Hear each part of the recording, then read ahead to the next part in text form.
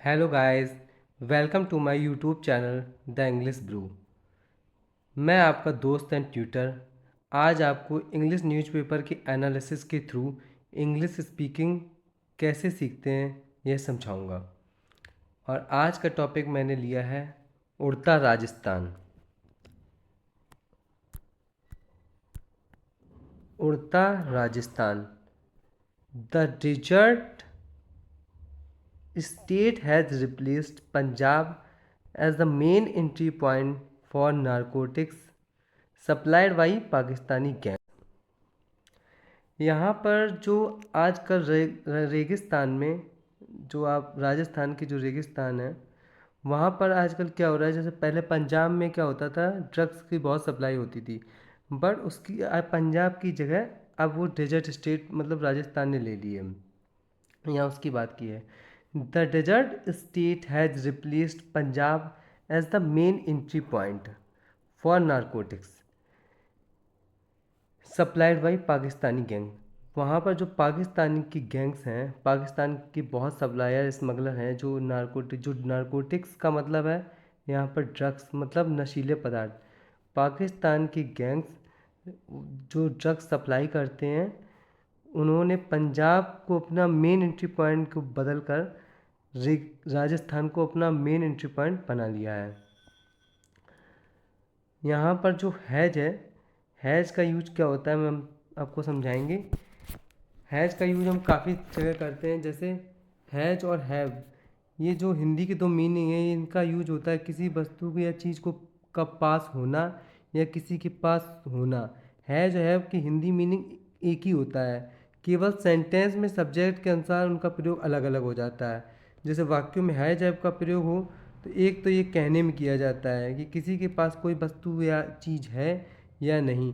इन वाक्यों के अंत में ना क्या आता है, पास है, पास रखती है, पास रखते हैं आदि शब्द आते हैं। जैसे एक एग्जाम्पल के तौर पर हम समझाते हैं, श्याम हैज अ कार, मतलब श्याम के पास एक कार है। मतलब हैज का मतलब क्या हुआ, श्याम एक कार रखता है। एक दूसरा एग्जाम्पल और लेते हैं, जैसे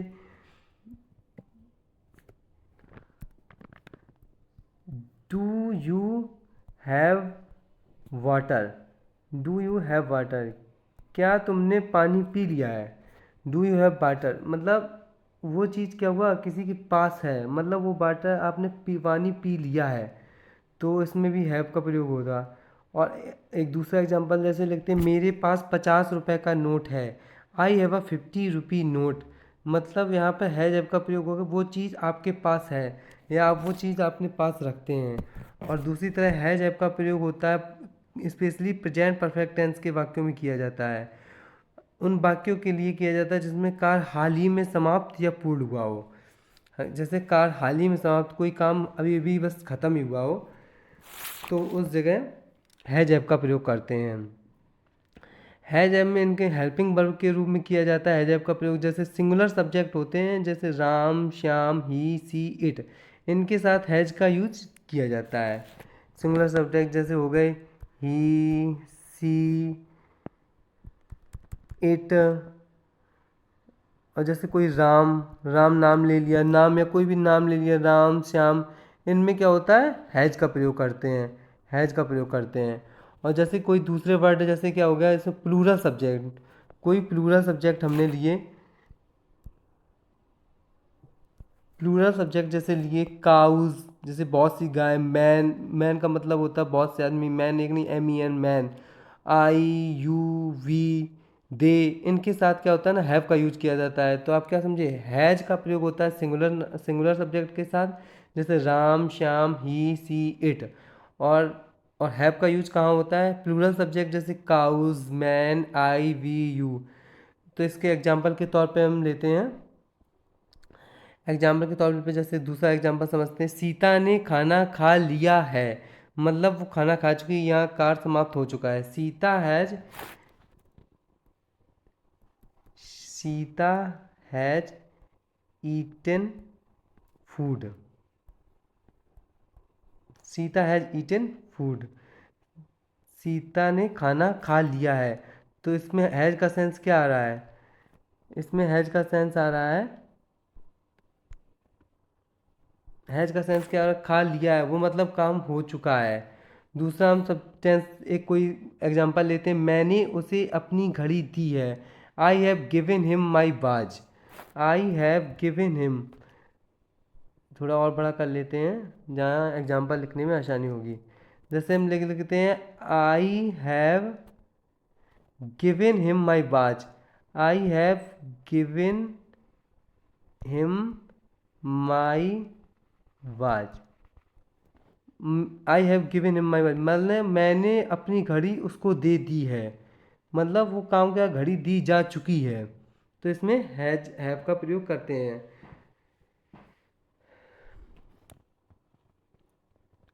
तो आपको अब समझ में आ गया होगा हैज हैव का मतलब क्या होता है। हैज का यूज करते हैं सिंगुलर सब्जेक्ट के साथ और हैव का प्रयोग करते हैं प्लूरल सब्जेक्ट के साथ। तो आइए आगे चलते हैं।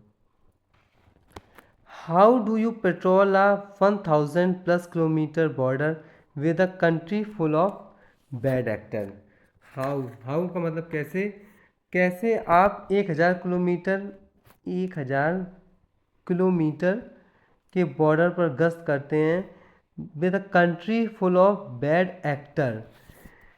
यहाँ पर बैड एक्टर मतलब बुरे नाटककार नहीं है, बुरे, यहाँ पर इसका सेंस आता है बैड एक्टर बुरे लोगों से भरा देश। जहाँ पर जो वो ये जो सीमा है ना, जहाँ पर ये लोग अपने इंडिया के जवान है ना बीएसएफ के, वो पेट्रोलिंग करते हैं। पेट्रोल, पेट्रोल का मतलब क्या हुआ, यहाँ वो पेट्रोल का मतलब वो नहीं है डीजल पेट्रोल, पेट्रोलिंग का मतलब होता है गश्त करना। पेट्रोल का मतलब क्या होता है, गश्त करना। ठीक है, तो आप नोट डाउन भी करते रहा करिए इसके साथ साथ में। ये जैसे आपके लिए नया वर्ड होगा पेट्रोल, पेट्रोलिंग मतलब गश्त करना। कैसे आप गश्त करते हैं जहाँ पर जिस कंट्री में बहुत से बुरे लोग भरे हुए हैं, इंक्लूडिंग नार्को स्मगलर, उनके साथ साथ मतलब नार्को ड्रग्स के जो डीलर होते हैं, जो ड्रग्स सप्लाई करते हैं, वहाँ पर ड्रग्स के डीलर भी बहुत ज़्यादा हैं। Certainly not by asking every patrolling jawan to cover 1.5 kilometre. जो यहाँ पर इंक्लूडिंग है, इंक्लूड उसमें आईएनजी लगा, इंक्लूड माने शामिल करना। और जो स्मगलर, यहाँ पर जो स्मगलर दिया है ना, स्मगलर का मतलब क्या होता है, जो लोग क्या करते हैं कुछ सामान एक जगह से दूसरी जगह इलीगल तौर पर ट्रांसफ़र करते हैं, उनको हम स्मगलर कहते हैं। Certainly not by asking every patrolling jawan to cover 1.5 kilometre. Certainly, certainly not by asking, जो सर्टेनली का मतलब होता है कि निश्चित रूप से, कि सर्टेन इस सर्टेन पॉइंट, निश्चित रूप से इस पॉइंट से। तो certainly not by asking every patrolling जवान, पेट्रोलिंग मतलब ये हमने बताया था गश्त करने वाला, पेट्रोलिंग जवान मतलब गश्त करने वाले जवान। जो जवान गश्त करते हैं निश्चित रूप से, हर उस गश्त करने वाले जवान को वो 1.5 किलोमीटर जो रेंज है ना, जहाँ पर ये नारकोटिक्स स्मगलर फैले हुए हैं, वहाँ पर करने के लिए कहा जाता है, उनको तैनात किया गया है। especially when drugs are coming in at the dead of night via drones।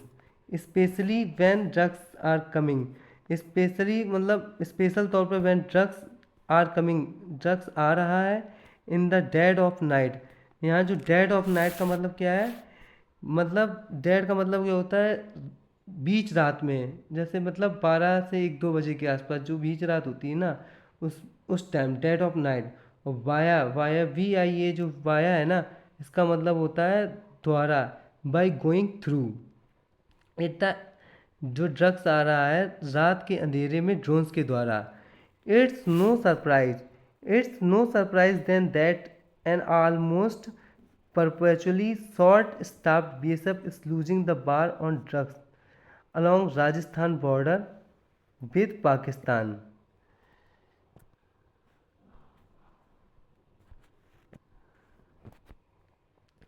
It's no surprise, यह कोई सरप्राइज की मतलब इस, यह कोई आश्चर्यजनक बात नहीं है। Then that an almost perpetually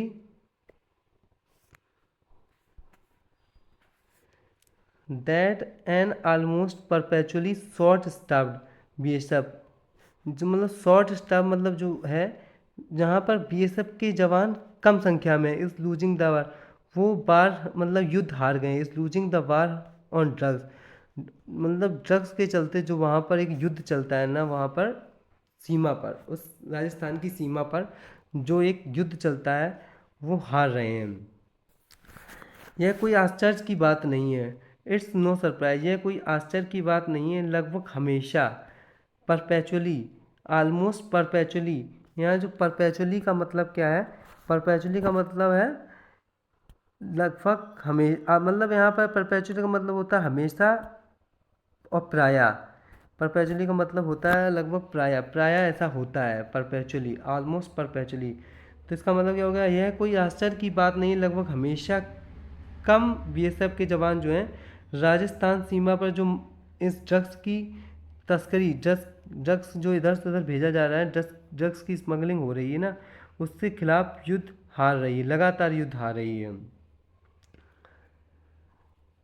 तो यहाँ पर जो वर्ड आया है ना, perpetually,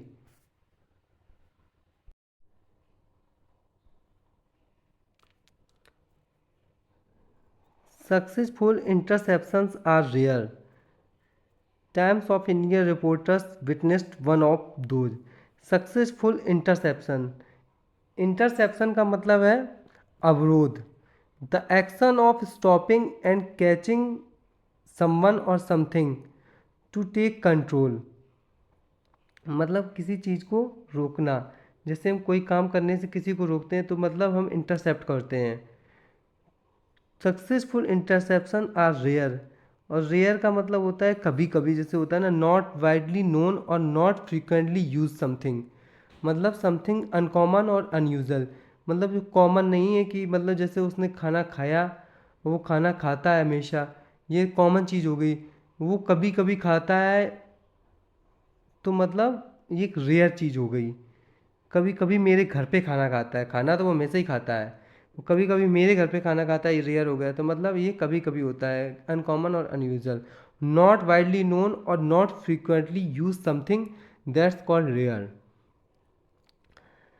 reporters witnessed one of those, witness का मतलब होता है घटना की साक्षी होना, विटनेस है मतलब यानी क्या, तो मैंने उस विटनेस को वहाँ पर, मतलब जैसे कोर्ट में विटनेस को पेश किया जाता है कि उसने वो मतलब कोई हत्या हुई तो वो विटनेस था, मतलब वहाँ पर साक्षी था, वो उस समय मौजूद था वहाँ पर। पत्रकारों ने इनमें से एक घटना देखी, वन ऑफ दोज मतलब इनमें से। जून 15, 15 जून की बात है, it's night time and quiet along the in Pak border in Srinagar, so quiet that the soft buzz of a drone is clearly audible. It's night time, मतलब नाइट टाइम का मतलब यहाँ पर बुरे समय की बात की, it's night time and quiet along.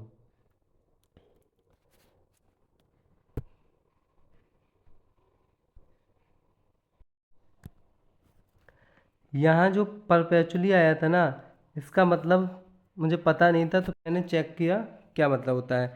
Perpetually इसका मतलब होता है निरंतर और लगातार, म- मतलब इट मीन्स एंडलेस और इनडेफिनेटली लॉन्ग ड्यूरेशन और एग्जिस्टेंस, इटर्निटी, मतलब वो काम लगातार ऐसा होता है, निरंतर और लगातार।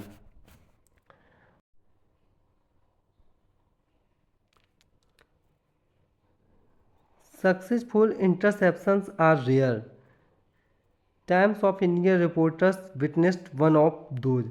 सक्सेसफुल इंटरसेप्शन, इंटरसेप्शन का मतलब है अवरोध, the action of stopping and catching someone or something to take control, मतलब किसी चीज़ को रोकना, जैसे हम कोई काम करने से किसी को रोकते हैं तो मतलब हम इंटरसेप्ट करते हैं। सक्सेसफुल इंटरसेप्शन आर रेयर, और रेयर का मतलब होता है कभी कभी, जैसे होता है ना not widely known or not frequently use something, मतलब समथिंग अनकॉमन और अनयूजल, मतलब जो कॉमन नहीं है कि मतलब जैसे उसने खाना खाया, वो खाना खाता है हमेशा, ये कॉमन चीज़ हो गई। वो कभी कभी खाता है तो मतलब ये एक रेयर चीज़ हो गई। कभी कभी मेरे घर पे खाना खाता है, खाना तो वो हमेशा ही खाता है, कभी कभी मेरे घर पे खाना खाता है, ये रेयर हो गया। तो मतलब ये कभी कभी होता है, uncommon or unusual. Not widely known or not frequently use something, that's called rare. Reporters witnessed one of those. Witness का मतलब होता है घटना की साक्षी होना। विटनेस है मतलब यानी क्या, तो मैंने उस विटनेस को वहाँ पर, मतलब जैसे कोर्ट में विटनेस को पेश किया जाता है कि उसने वो मतलब कोई हत्या हुई तो वो विटनेस था, मतलब वहाँ पर साक्षी था, वो उस समय मौजूद था वहाँ पर। पत्रकारों ने इनमें से एक घटना देखी, वन ऑफ दोज मतलब इनमें से।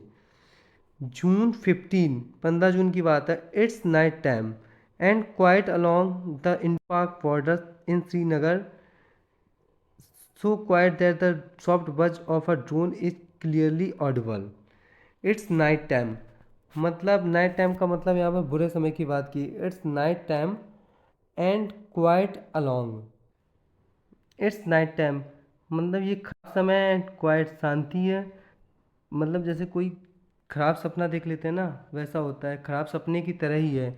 एंड क्वाइट शांति है अलोंग द इंडो पाक बॉर्डर इन श्रीनगर, श्रीनगर में भारत पाकिस्तान सीमा पर शांति है। सो quiet that the soft buzz of a drone is clearly available. इतनी वहाँ पर इतनी शांति है कि जो इंडो पाक बॉर्डर पर इतनी शांति है कि वहाँ पर जो सॉफ्ट बज करता है ना, ड्रोन ड्रोन की आवाज़ क्या होती है, सॉफ्ट बज करता है, मतलब उसकी आवाज़ क्लियरली सुनाई दे रही है, is clearly Audible. A BSF patrol, a BSF patrolling unit armed with light machine gun that fire 30 rounds a minute start is the hunt. BSF petrol, यहाँ पर क्या है, जो आर्म्ड, आर्म्ड का मतलब क्या होता है ना, something you know or have access to something that can be useful to you. मतलब जो क्या होता है ना, आर्म्ड का मतलब होता है सशस्त्र, सशस्त्र मतलब जो गन हम लोग रखते हैं वो मेरे पास, जब मैं कोई अटैक कर रहा हूँ ना किसी पर, मेरे पास वो सब शस्त्र हैं अटैक करने के लिए, जैसे गन है, तलवार है, स्वॉर्ड है, मतलब कुछ भी है, तो उसका मतलब होता है I am arm with these equipment, मतलब वो इक्विपमेंट मेरे पास हैं, आर्म्ड विद। और हंट, हंट का मतलब क्या होता है, शिकार करना। यहाँ जो हंट है ना, हंट का मतलब क्या होता है, शिकार करना। हंट टू चेज और सर्च, वो हंट का हम जैसे कोई भी मीनिंग बताते हैं वो उसको इंग्लिश में भी डिफाइन करते हैं, क्योंकि अब मोस्टली जब हम क्या करते हैं ना, कोई इंग्लिश का वर्ड है हम उसका हिंदी मीनिंग नहीं जानते हैं, तो हम क्या करते हैं, हिंदी ही जानते हैं उसकी कि उसकी हिंदी क्या है। अगर हम उसको इंग्लिश में डिफाइन कर मतलब समझ पाएंगे ना क्या है उस इंग्लिश मीनिंग का मतलब, इंग्लिश में ही जान पाएंगे, तो क्या होगा, हम लोगों को इंग्लिश स्पीकिंग में हेल्पफुल होगा।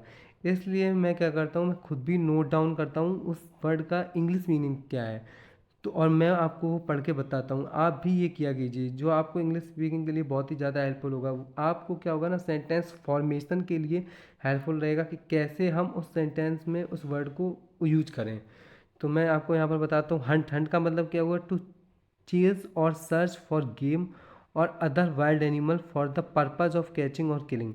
मतलब to search for a game और अदर वाइल्ड एनिमल, कोई अदर वाइल्ड एनिमल मतलब वाइल्ड मतलब कोई घातक जानवर के सर्च में, फॉर द पर्पज उनको क्या करते हैं ना, किसी को छुप कर मारते हैं या पकड़ते हैं, तो वो एक शिकार करना कहलाता है। अब BSF पेट्रोलिंग यूनिट, अब BSF patrolling unit armed with the light machine, BSF जो गश्त कर रहे BSF के जवान हैं वो आर्म्ड विद मतलब सशस्त्र के साथ साथ हैं, मतलब गन जो होती है ना उसके साथ रखते हैं, लाइट मशीन गन रखते हैं जो एक बार में 30 राउंड करती है शिकार के समय।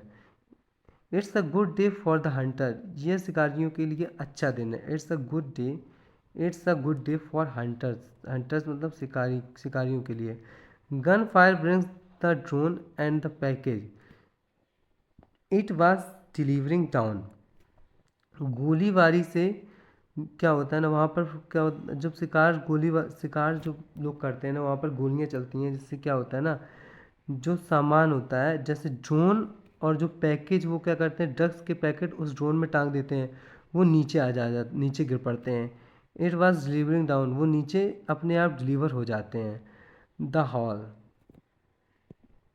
Hall 12.9 kg heroine, 12.9 kg heroine, उसकी स्ट्रीट वैल्यू है 65 करोड़। मतलब 12 किलो हीरोइन की जो स्ट्रीट वैल्यू है, स्ट्रीट वैल्यू मतलब होता है मार्केट वैल्यू, मार्केट में उसकी वैल्यू कितनी है, उस 65 crore. But that was a rare good day, यह एक बहुत रेयर अच्छा दिन था। That was a rare good day. One static shows how tough the job is for undermanned BSF. Statics मतलब क्या होता है ना, यहाँ पर स्टैटिक मतलब आंकड़े, स्टैटिक शोज आंकड़े दिखाते हैं, हाउ टफ कितना कठिन था। इन आंकड़े से पता चलता है कि, और अंडरमैन्ड बीएसएफ मतलब कम बीएसएफ के जवान, अंडरमैन्ड मतलब क्या होता है कम संख्या में। एक आंकड़े से पता चलता है कि कम संख्या वाले बीएसएफ के जवानों के लिए यह सब प्रूव करना कितना कठिन था। मतलब ये गोलीबारी करके ड्रोन्स, जो नारकोटिक्स स्मगलर हैं जो भेजते हैं, ये सब गिराना और उनको कंट्रोल करना कितना कठिन है, ये शो करता है। ओनली सिंस 2022, 2022 से only 14 drones have been shot down, केवल 14 drones have been shot down, मार गिराए गए हैं। Have been shot down, shot मारने मारना और डाउन मारने गिराना, मतलब मार गिराए गए हैं, हैव बीन शॉट डाउन। यहाँ पर क्या होगा ना, हैव बीन का यूज,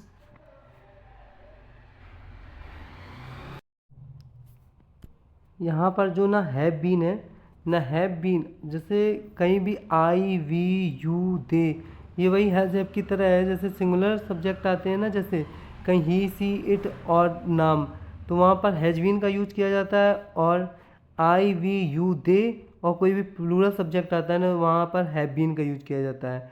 और इसी के साथ एक आता है हैड बीन का यूज पास्ट टेंस में किया, सभी के साथ किया जाता है। जैसे वहाँ पर यूज आता है चुका था, जैसे मार चुके थे, गिरा जो मतलब 14 ड्रोन, मतलब 14 ड्रोन गिराए गए थे, गिरा दिए जा चुके थे, तब वहाँ पर क्या यूज आया है ना, have been.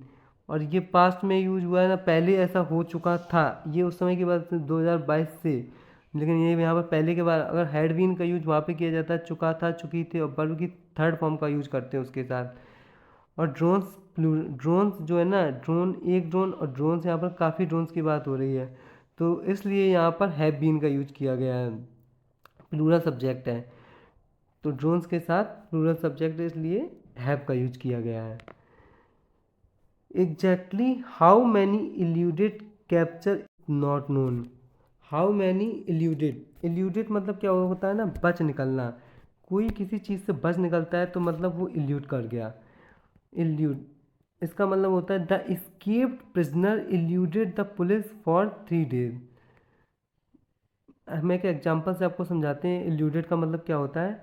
The escaped prisoner इल्यूडेड मतलब भागा हुआ कैदी, इल्यूडेड बच निकला, द पुलिस फॉर 3 days 3 दिन से वो फरार है पुलिस के चंगुल से। Exactly how many eluded capture is not known. Exactly how many कितने जो लोग भाग गए हैं वो अभी भी पकड़े नहीं गए हैं, उनका पता नहीं है।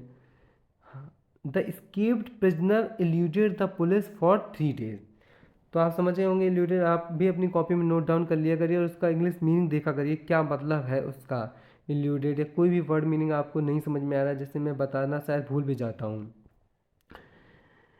सो क्या है इसका मतलब, exactly how many eluded capture is not known, कितने लोग पकड़े जाने से बच गए हैं इसका अभी भी अंदाज़ा नहीं है। Exactly how many is not known, उनका अभी भी अंदाज़ा नहीं है, पता नहीं है। But Pakistani narco gang send multiple drones along the long border every night. But Pakistani narco जो गैंग है, पाकिस्तान के जो ड्रग्स के जो गैंग हैं, वो एक बार में काफ़ी सेंड मल्टीपल ड्रोन, काफ़ी सारे ड्रोन्स भेजते हैं पूरे बॉर्डर पर और पूरी रात भर। जिससे क्या होता है ना, कितने पैकेज उनके जो है ना वहाँ पर सब ईजिली भेज, अगर वो क्या कहते हैं ना ईजिली भेजते हैं ना ड्रोन्स को, सोचते हैं कि कितने, जैसे उन्होंने एक साथ 50 भेजे तो 10-20 तो आ ही जाते होंगे ना इंडिया में, तो वो इसमें सफल हो जाते हैं। आगे चलते हैं। Narco economics worker works entirely in favour of the gang. जो नार्को इकोनॉमिक्स है ना, narco economics narco economics works entirely, entirely का मतलब होता है पूरी तरह से। नार्को इकोनॉमिक्स गिरोह के जो ये पक्ष में काम करती है, गैंग्स मतलब गिरोह, गिरोह के पक्ष में, इन द फेवर ऑफ पक्ष में काम करती है। The drones are cheap. जो ड्रोन्स होते हैं वो बहुत सस्ते खरीद लिए जाते हैं, जो 10,000, 10,000 और 15,000 में मिल जाते हैं। Each drugs fetch huge return. But जो ड्रग्स वो भेजते हैं उनसे काफ़ी मुनाफा होता है। ह्यूज रिटर्न्स, ह्यूज रिटर्न्स मतलब होता है काफ़ी, उनके बदले में काफ़ी मुनाफा हो जाता है। फैच माने क्या होता है ना, ड्रग्स फैच, FETCH, फैच माने क्या होता है, निकालना। काफ़ी, उनके बदले में काफ़ी मुनाफा निकाल देते हैं, निकालना। फैच माने होता है निकालना। Losing a few drones is just a small operational expense for the smuggler.